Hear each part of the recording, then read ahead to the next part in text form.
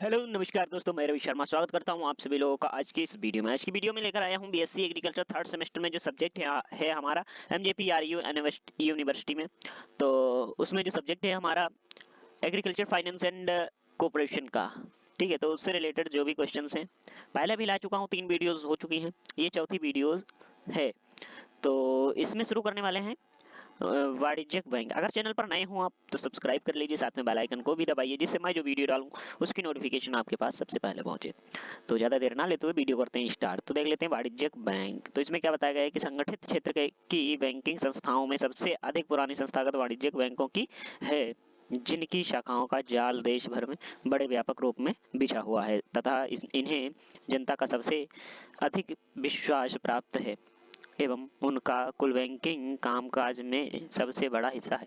आरंभ में ये बैंक निगमता बैंक निगतिम निगतिम निकायों के रूप में गठित किए गए थे, जिनसे निजी व्यक्ति के अंशाधारी थे अंशाधारी थे किंतु बाद में इनमें से कुछ सरकार के स्वामित्व एवं नियंत्रण में लिए गए थे। वर्तमान में भारत में सार्वजनिक क्षेत्र में 28 वाणिज्यिक बैंक कार्यरत हैं। इनमें से 20 बैंक राष्ट्रीयकृत बैंक हैं। न्यू बैंक ऑफ इंडिया के पीएनबी में विलय कर देने से यह संख्या अब 19 रह गई है, जो 100% भारत सरकार के स्वामित्व में है तथा शेष 8 बैंक भारतीय स्टेट बैंक समूह की पूंजी का अधिकांश भाग भारतीय रिजर्व बैंक के स्वामित्व में है, किंतु अभी भी उनकी कुछ अंश पूंजी निजी स्वामित्व है। कृषि का क्षेत्र मुख्यतः वाणिज्यिक बैंकों, क्षेत्रीय ग्रामीण बैंकों और सहकारी बैंकों द्वारा संस्थापक निधिकरण किया जाता है। विभिन्न एजेंसियों द्वारा प्रदान किया गया कृषि ऋण वर्ष 1993 से 94 के 16,494 करोड़ रुपए से बढ़कर वर्ष 1997 से 98 में 30,976 करोड़ रुपए हो गया है। वर्ष 1998 से 99 में इसके 38,054 करोड़ रुपए तक बढ़ने की संभावना है। वर्ष 1993 से 94 से 1997 से 98 तक की अवधि में संवितरित कृषि ऋण का ब्यौरा अग्र तालिका में सूचीबद्ध है। कृषि को दिए गए कुल संस्थापक ऋण में वाणिज्यिक बैंकों का हिस्सा लगभग 18% है और उसके बाद सहकारी बैंकों का हिस्सा 45% है। क्षेत्रीय ग्रामीण बैंकों का हिस्सा कुल ऋण संवितरण में मात्र 6% है। अल्पावधिक ऋण के अनवरत महत्व का उल्लेख करना महत्वपूर्ण है, जिसका कृषि के कुल संस्थापक ऋण में हिस्सा 2/3 है। नीचे की तालिका में कृषि में सकल पूंजी निर्माण के रूप में मापित सरकार निवेश जो 1970 के दशक तब बढ़ता रहा था। 1980 के दशक के दौरान घट गया। वर्ष 1980 से 81 के मूल्यों पर वास्तविक रूप से सहकारी निवेश वर्ष 1980 से 1981 में 1976 करोड़ रुपए था, परंतु वर्ष 1990 से 1991 में घटकर 1154 करोड़ रुपए हो गया। वर्ष 1994 से 95 में 1316 करोड़ रुपए तक की संतुलित वृद्धि के बाद सरकारी निवेश वर्ष 1996 से 97 में घटकर 1132 रुपए हो गया। सरकारी निवेश में घटती हुई प्रवृत्ति चिंता का विषय है। तथापि कृषि में निजी निवेश 90 के दशक में काफी बढ़ गया है। और उसके बाद देख लेते हैं क्षेत्रीय ग्रामीण बैंक, रीजनल रूरल बैंक से। ठीक है, तो इसमें क्या बताया गया है कि कमजोर वर्गों, छोटे तथा सीमांत किसानों, मजदूरों, दस्तकरों और छोटे उद्यमी की ऋण संबंधित आवश्यकताओं को पूरा करने के लिए ग्रामीण बैंकों की स्थापना 2 अक्टूबर 1975 को की गई। मार्च 1993 के अंत तक की स्थिति के अनुसार क्षेत्रीय ग्रामीण बैंक 14,543 शाखाओं के माध्यम से देश के 398 जिलों में कार्य कर रहे हैं। क्षेत्रीय ग्रामीण बैंक की शाखाओं कुल अनुसूचित वाणिज्यिक बैंक शाखाओं का 24% है और अनुसूचित वाणिज्यिक बैंकों की ग्रामीण शाखाओं का 38% है, जिससे क्षेत्रीय ग्रामीण बैंकों द्वारा समाज के कमजोर वर्ग को महत्वपूर्ण सेवा प्रदान करने के लिए जा रहे प्रयास का पता चला है।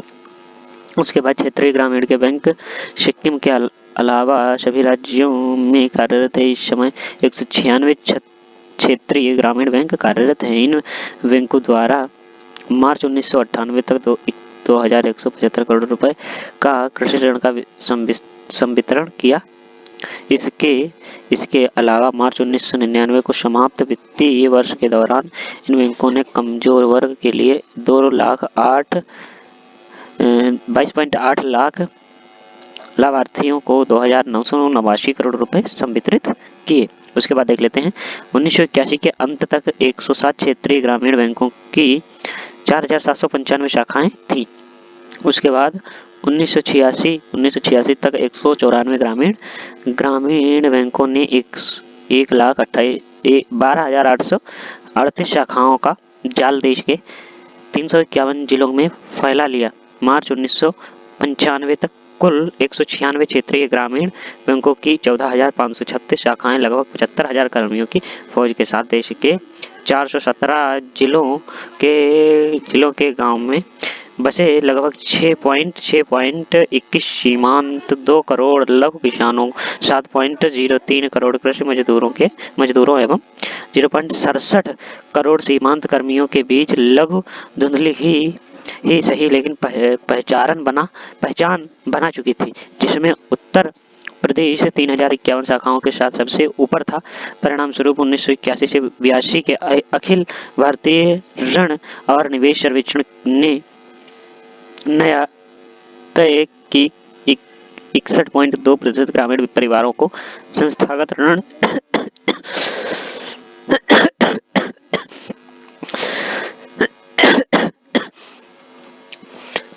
ऋण उपलब्ध था और 20% ग्रामीण परिवार ऋणग्रस्तता के फिर भी शिकार पाए गए।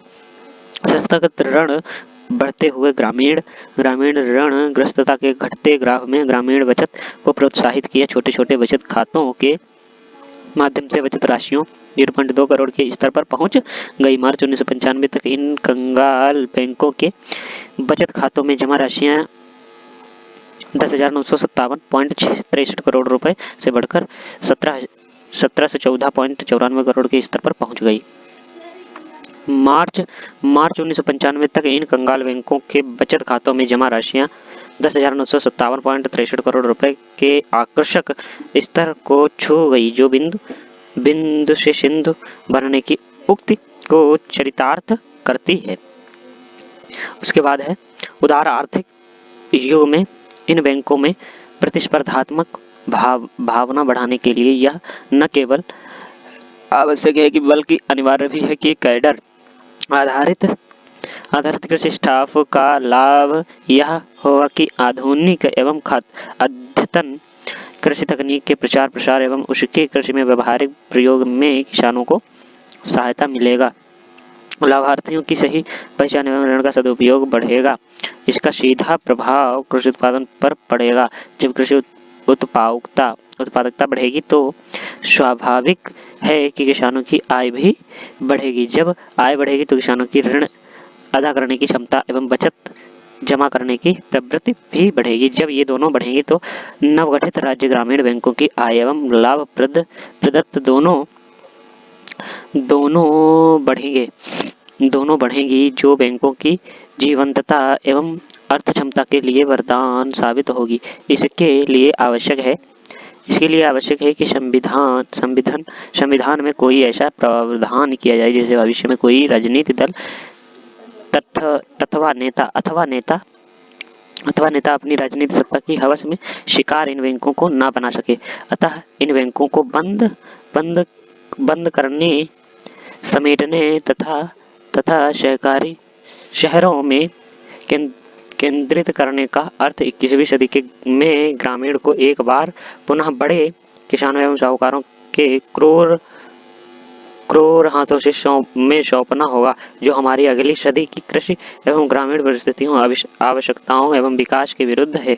आवश्यकता इस बात की है कि निवल बुवाई क्षेत्र के आधार पर बैंक सघनता को बढ़ाया जाए। यदि ऐसा करके हम राष्ट्रीय स्तर पर अपने ही प्रांत पंजाब हरियाणा की कृषि उत्पादकता के स्तर को प्राप्त करने में सफल हो जाते हैं, तब भी हम अपनी आबादी का पेट भरने के साथ साथ दूसरे राष्ट्रों की क्षुब्धता शांति करने में समर्थ होंगे। आखिरी यक्ष प्रश्न तो यही है कि क्या कोई सरकार वर्ग, पूंजीपति, उद्योगपति एवं गरीब निरपेक्ष रह 21वीं सदी की भारतीय ग्रामीण ऋण प्रणाली की दिशा में ईमानदारी पूर्वक कोई प्रभावी कदम उठाने की नीति हिम्मत जुटाने का साहस दिखाएगी। यह कि फिर कृषि एवं ग्रामीण विकास की सारी जिम्मेदारियों से पल्ला झाड़ पूंजीपतियों द्वारा प्रदत्त धर्मादा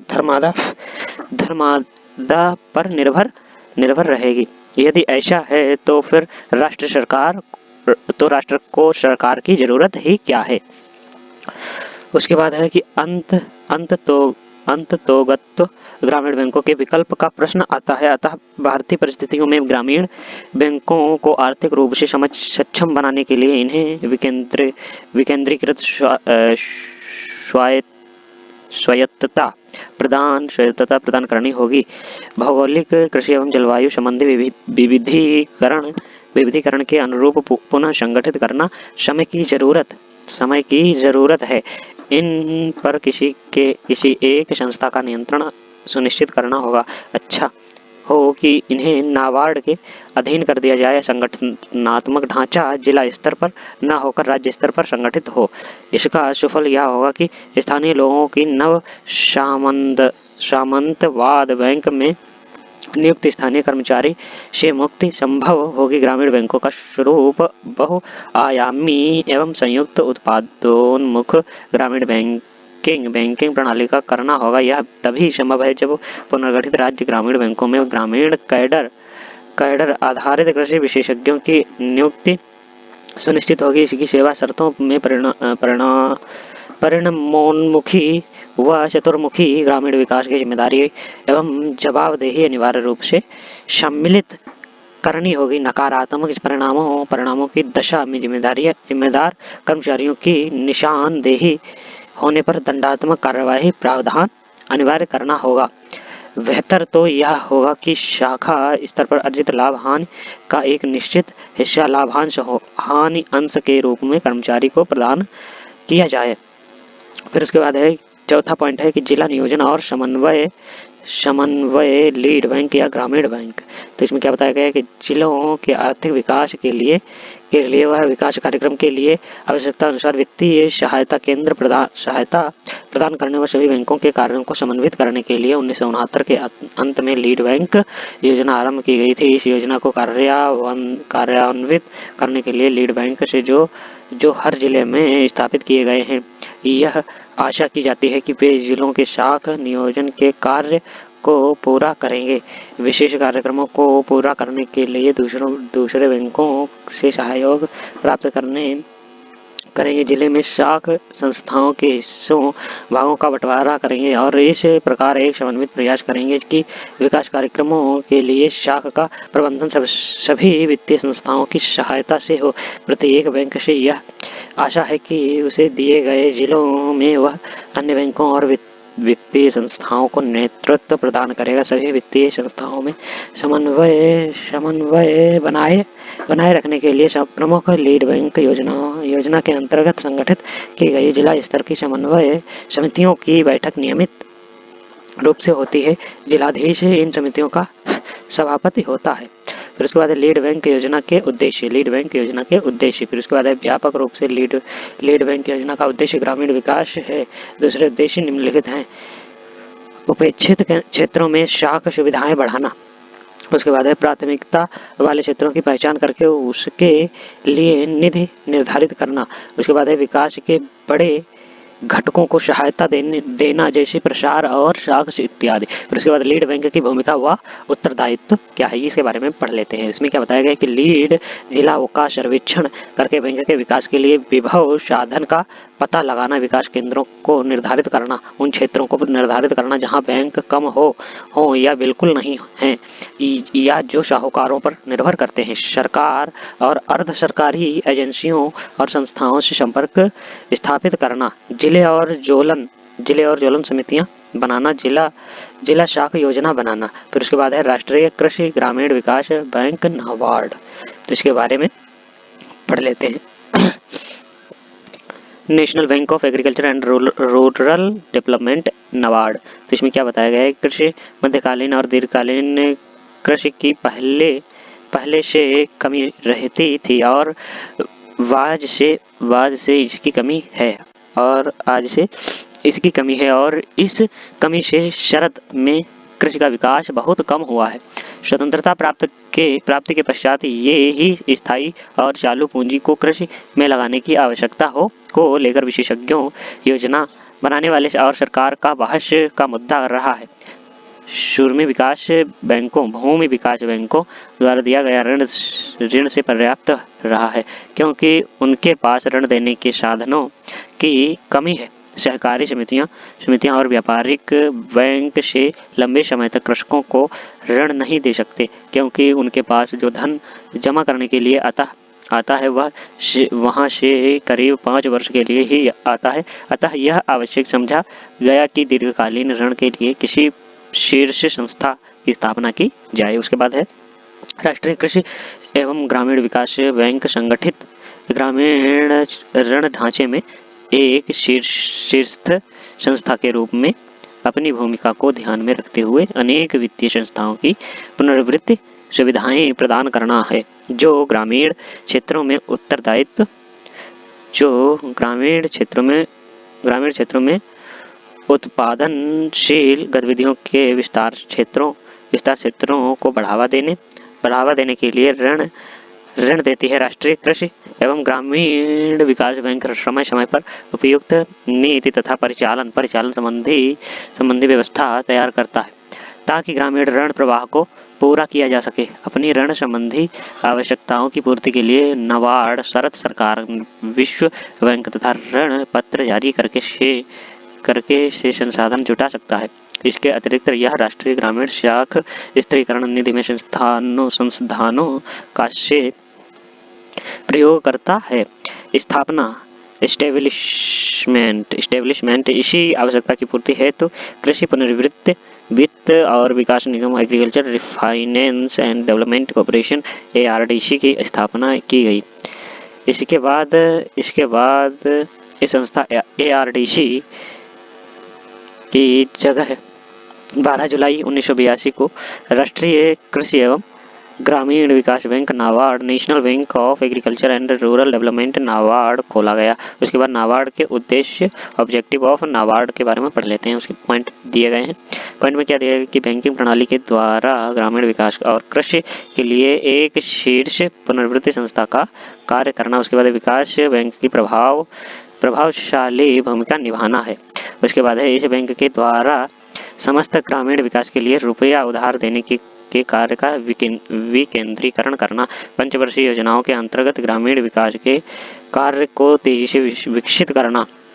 फिर उसके बाद है पिछड़े और अविकसित क्षेत्रों के विकास के लिए अधिक धन देकर कृषि में क्षेत्रीय असमानता को कम करना। फिर उसके बाद विशेष रूप से छोटे कृषकों को अधिक सहायता प्रदान करना। व्यापारिक बैंकों को पुनर्वित्त प्रदान करके उनकी वित्त की कमी को पूरा करना। फिर उसके बाद 8वां है व्यापारिक बैंकों को कृषि और ग्रामीण विकास के लिए और अधिक धन प्रदान करने के लिए प्रेरित करना। भिन्न बैंकों के कर्मचारियों को प्रशिक्षण देना। कृषि में ऋण देने के बारे में बैंक अधिकारियों को तकनीकी जानकारी प्रदान करना। वर्तमान में राज्य विकास बैंक, अनुसूचित वाणिज्य बैंक, क्षेत्रीय ग्रामीण बैंक और सहकारी बैंक नाबार्ड से पुनर्वित्त प्राप्त कर सकते हैं। उसके बाद आता है स्टेट बैंक। तो स्टेट बैंक का जो है, चलो स्टेट बैंक देख लेते हैं। मार्च 1993 के अंत तक सार्वजनिक क्षेत्रों के बैंकों में शरारती स्टेट बैंक सबसे बड़ा बैंक है। मार्च 1993 को इसकी 8,651 से अधिक शाखाएं हैं। इसके पास 60,414 करोड़ से अधिक रुपए जमा हैं तथा इसने 38,300 करोड़ से अधिक रुपए के ऋण दिए हैं। मुख्य शर्ती स्टेट बैंक के अलावा इसके 7 सहयोगी बैंक से हैं। स्टेट बैंक तथा उसके सहयोगी बैंक मिलकर देश के कुल बैंकिंग कारोबार का लगभग 35% संभालते हैं। ग्रामीण शाखा सर्वेक्षण समिति के परामर्श का परिपालन करते हुए स्टेट बैंक तथा उसकी सहायक बैंक सहकारी संस्थाओं के माध्यम से कृषि के क्षेत्र को उदारता के साथ साख प्रदान कर रहे हैं। स्टेट बैंक और उसके सहायक बैंकों द्वारा प्रदत्त सहायता को 5 खंडों में बांटा जा सकता है। उसके बाद है सामान्य सहायता, जनरल हेल्प। तो इसमें क्या बताया गया? जनरल हेल्प में बताया गया कि स्टेट बैंक ने सहकारी बैंकों का निःशुल्क धन स्थानांतरित करने की सुविधा प्रदान कर रखी है। यह केंद्रीय सहकारी बैंकों को सरकारी प्रतिभूतियों के आधार पर सामान्य दर से 1% कम ब्याज दर पर ऋण प्रदान करता है तथा सहकारी बैंकों के शाख पत्रों का संग्रहण भी रियायती दर पर करता है। विपणन संबंधी शाख, मार्केटिंग, क्रेडिट। तो इसमें क्या बताया गया है? यदि स्टेट बैंक को विश्वास हो जाए कि सहकारी बैंक बिक्री तथा अन्य उत्पादन कार्यों में प्राथमिक बैंक को शाख सुविधाएं देने में असमर्थ है तो वह उन्हें प्रत्यक्ष सहायता प्रदान करता है। उसके बाद आ जाता है तीसरा वाला।